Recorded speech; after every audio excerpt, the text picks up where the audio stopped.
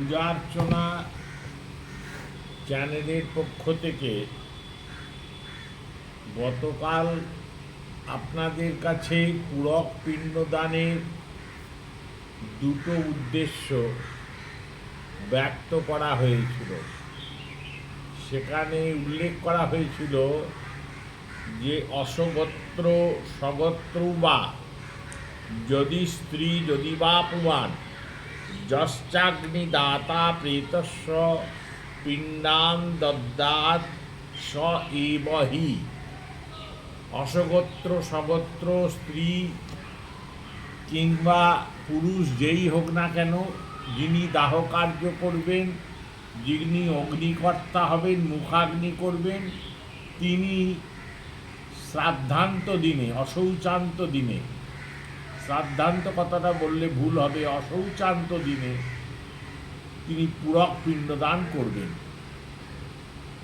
কিন্তু তারপরে আবার একটা কথা আছে, অগ্নিদাতা প্রেত পিণ্ডম, এটা প্রাচীন মত।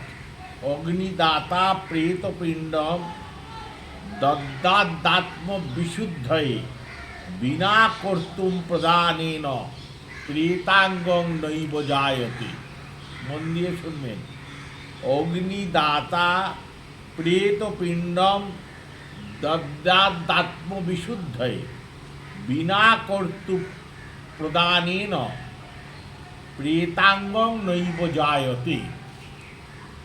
যদি মুখ্য যে অধিকারী, অর্থাৎ কোনো ব্যক্তি মারা গেছেন, তার পুত্র কন্যা স্বপিণ্ড জ্ঞাতি কেউ কাছে নেই, এই অবস্থায় ওই প্রথম শ্লোক অনুসারে অসগোত্র সগোত্র বা অনুসারে যেই কেউ হোক দাহ কার্য করলো, করে পূরক পিণ্ড সেই দান করলো।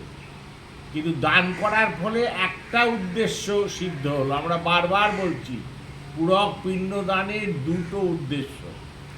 একটা উদ্দেশ্য সিদ্ধ হলো, দদ্যাদাত্ম বিশুদ্ধই, অর্থাৎ যিনি পিণ্ডদান করলেন সেই তিনি দাহজনিত কার্যের সঙ্গে লিপ্ত থাকার জন্যে তার দেহ অশুদ্ধ হয়ে গেছিল, কতগুলো পাপের প্রবেশ ঘটে গেছিল, সেইগুলোর থেকে তিনি মুক্ত হয়ে গেলেন পূরক পিণ্ডদান করে।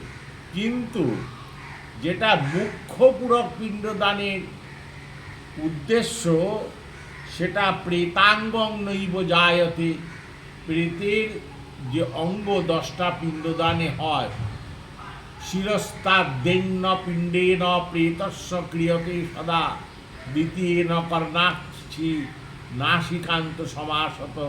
অনেক বড় শ্লোক আছে। এই যে শ্লোকানুসারে প্রেতের ভোগ দেহটা, সেটা কিন্তু গঠিত হবে না। সেটা গঠিত না হওয়ার ফলে শ্রাদ্ধ কার্যও সংগঠিত হবে না।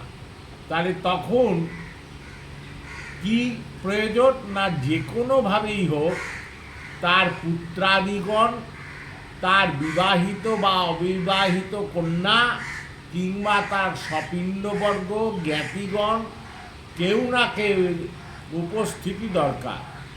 সেই গোত্রজ ব্যক্তি, যারা তার গোত্রের সঙ্গে সম্পর্কিত, সেই মুখ্য অধিকারী তারাই।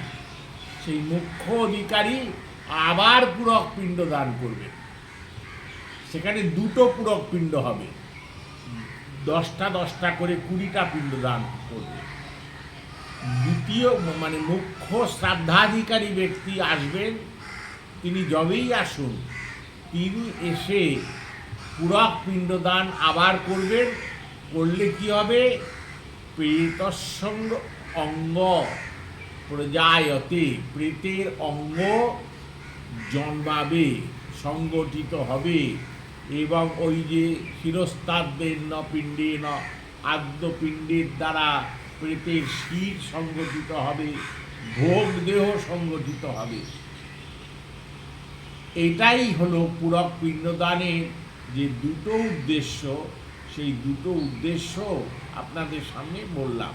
মুখ্য শ্রাদ্ধাধিকারী ব্যক্তি তিনি কিন্তু যে পূরক পিণ্ডদানটা দ্বিতীয়বার করবেন, সেটা কিন্তু অশৌচান্ত দিবসে করবেন না। সেখানে আবার শাস্ত্র বলছেন তিনি অশৌচান্ত দ্বিতীয় দিবসে, অর্থাৎ যেদিন শ্রাদ্ধ হবে সেই দিন প্রাতঃকালে তিনি স্নান করে শুদ্ধ হয়ে ক্ষৌরকার্য সব আগের দিন সমাপন করবেন।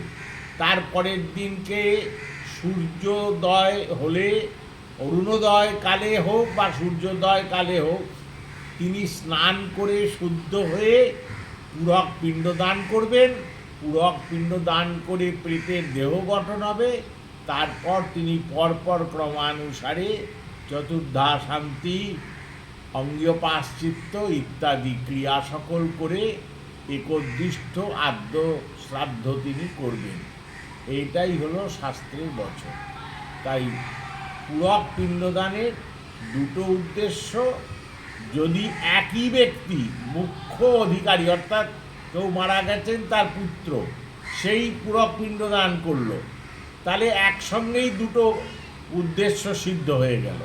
মানে তার দাহ কার্যজনিত তার যাবতীয় পাপ যে ভেতরে সঞ্চারিত হয়েছিল বা দেহ যে অশুদ্ধ হয়েছিল তারও নিরসন হলো, আবার প্রেতের দেহও সংগঠিত হলো। মুশকিলটা হয় যদি মুখ্য অধিকারী উপস্থিত না থাকে, যে কেউ গ্রামের ব্যক্তি হোক, যে কেউ স্বজাতি হোক, এমন কোনো ব্যক্তি তিনি পূরক পিণ্ড করেছেন, তখনই দুবার পূরক পিণ্ডদান করতে হয়। এইটাই শাস্ত্রের বচন, বায়ু পুরাণের বচন এবং প্রাচীন মত এটাই। জয় গুরু, জয় শ্রী সীতারাম।